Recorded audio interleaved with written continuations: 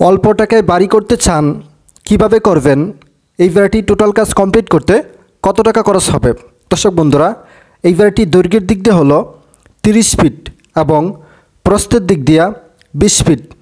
আজকের এই বাড়িতে এখনও পর্যন্ত যতটুকু কাজ দেখতে পাচ্ছেন, এতটুকু কাজ করতে প্রায় 1,70,000 থেকে 80,000 টাকার মতো খরচ হয়েছে। এবং বাড়িটি টোটাল কাজ কমপ্লিট করতে কত টাকা খরচ হবে এবং কী পরিমাণ মালামাল লাগবে তা জানতে হলে সম্পূর্ণ ভিডিওটি না টেনে দেখতে থাকুন। দর্শক বন্ধুরা, এটা হলো বারান্দা। বারান্দার এক সাইডে একটি পকেট রুম দেওয়া হয়েছে, অন্য পাশটি খোলা থাকবে। এই বাড়িটি মূলত ব্রিক ফাউন্ডেশন দিয়ে করা হয়েছে।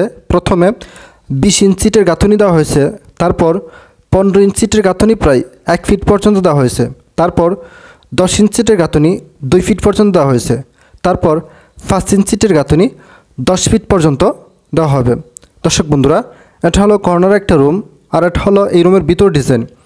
এই রুমটি দৈর্ঘ্যের দিক দিয়ে হলো 14 ফিট এবং প্রস্থের দিক দিয়া 13 ফিট 6 ইঞ্চি।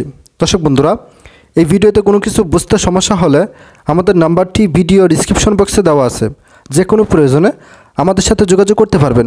এই বাড়িটি টোটাল কাজ কমপ্লিট করতে বর্তমান বাজার অনুযায়ী প্রায় 5 থেকে 5.5 লক্ষ টাকার মতো খরচ হতে পারে। এবং এই বাড়িটি টোটাল কাজ কমপ্লিট করতে ইটে লাগবে 10,000, সিমেন্টে লাগবে 115 থেকে 20 ব্যাগ। তো এই ছিল আজকের ভিডিও। আরও প্রতিদিন নিত্য নতুন বাড়ির ভিডিও পেতে